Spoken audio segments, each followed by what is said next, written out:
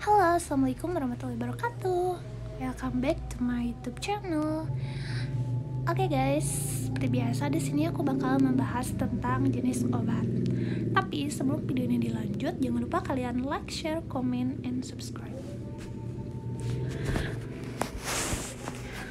Oke guys, tanpa menunda-nunda waktu, di sini aku bakalan ngebahas tentang obat antikoagulan. Apa sih obat antikoagulan ini? Pasti bagi kalian yang anak IPA nih, pasti kalian tahu apa sih obat antikoagulan ini, atau kalian anak farmasi pasti tahu lah. Oke, kalau kalian penasaran, langsung saja kita ke definisinya. Jadi, antikoagulan adalah obat yang berfungsi mencegah penggumpalan darah. Obat ini digunakan untuk mengatasi atau mencegah penyumbatan pembuluh darah yang dapat membahayakan nyawa, seperti fibrilasi atrium, serangan jantung, penyakit jantung bawaan, stroke, DVT atau deep vein thrombosis, atau emboli paru. Next. Nah, obat antikoagulan ini sering disebut sebagai obat pengencer darah. Tetapi sebutan ini kurang tepat. Obat ini tidak mengencerkan darah, tetapi menghambat dan memperlambat proses pembekuan darah.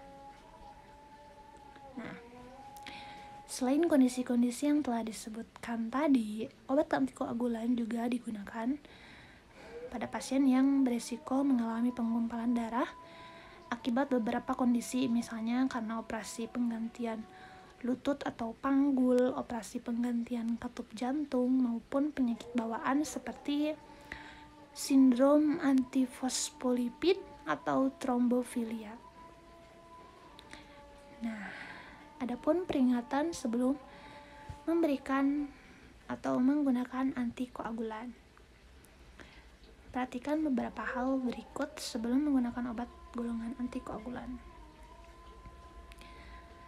Yang pertama, beritahu dokter tentang riwayat alergi yang kalian miliki. Obat antikoagulan tidak boleh digunakan pada pasien yang alergi terhadap obat ini.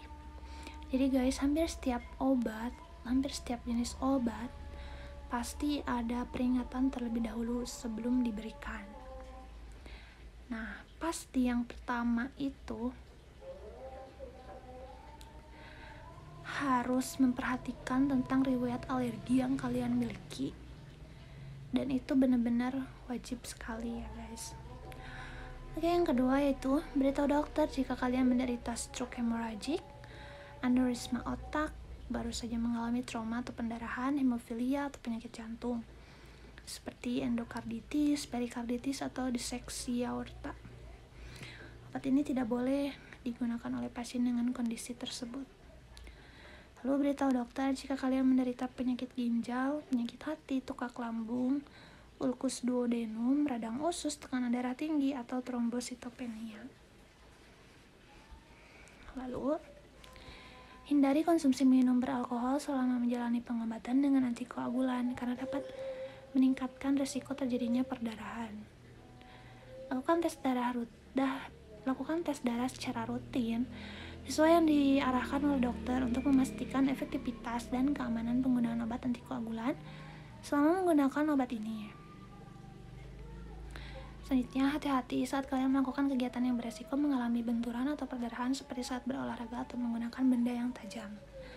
Beritahu dokter bahwa kalian sedang menggunakan obat antikoagulan jika kalian direncanakan untuk menjalani prosedur operasi maupun tindakan medis tertentu.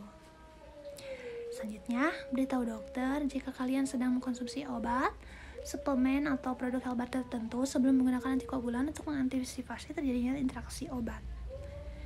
Selanjutnya, beritahu dokter jika Anda sedang hamil, berencana untuk hamil, atau sedang menyusui, karena obat antikoagulan tidak dianjurkan untuk digunakan oleh ibu-ibu hamil. Yang terakhir, segera temui dokter jika terjadi reaksi alergi obat atau overdosis setelah menggunakan obat antikoagulan. Nah, selanjutnya yaitu efek samping. Obat antikoagulan dapat meningkatkan risiko kalian untuk mengalami perdarahan yang lebih banyak. Kalian mungkin akan lebih sering mengalami memar, gusi berdarah, atau bagi wanita menstruasi yang lebih banyak atau lama. Oleh karena itu, segera konsultasikan ke dokter jika kalian mengalami kecelakaan serius, terutama di kepala. Selain itu, segera temui dokter jika kalian mengalami gejala perdarahan seperti mimisan yang sering, berulang, dan lama berhenti. Feses berwarna hitam, muntah darah atau batuk darah, sakit punggung parah yang muncul tiba-tiba, terdapat darah pada urin atau feses, stroke hemoragik yang dapat ditandai dengan sakit kepala berat, kesulitan bicara, dan kelemahan di satu sisi badan. Lalu perdarahan di dalam mata yang ditandai dengan kehilangan penglihatan secara tiba-tiba, dan yang terakhir, perdarahan dari luka yang tidak kunjung berhenti.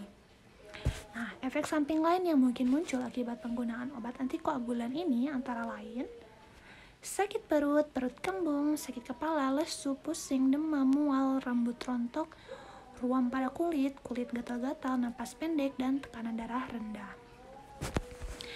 Periksakan diri ke dokter jika efek samping tersebut tidak kunjung reda atau bahkan bertambah parah. Segera temui dokter jika kalian mengalami efek samping seperti gejala penyumbatan pembuluh darah seperti memar yang sering, yang nyeri yang kemudian menjadi kehitaman kebiruan di kulit dengan pola seperti jaring, penurunan berat badan, nyeri otot atau nyeri dada. Jari kaki berwarna ungu atau purple tooth syndrome. Selanjutnya, matinya jaringan tubuh atau nekrosis yang ditandai dengan kulit biru kehitaman dan terasa dingin. Lalu hepatitis yang dapat ditandai dengan penyakit kuning, kelemahan, dan mual muntah. Lalu rentan mengalami patah tulang atau pada penggunaan jangka panjang. Dan yang terakhir yaitu trombositopenia. Oke guys, sekian dulu untuk video kali ini.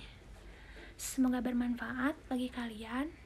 Thank you for watching dan jangan lupa terus saksikan video-video selanjutnya.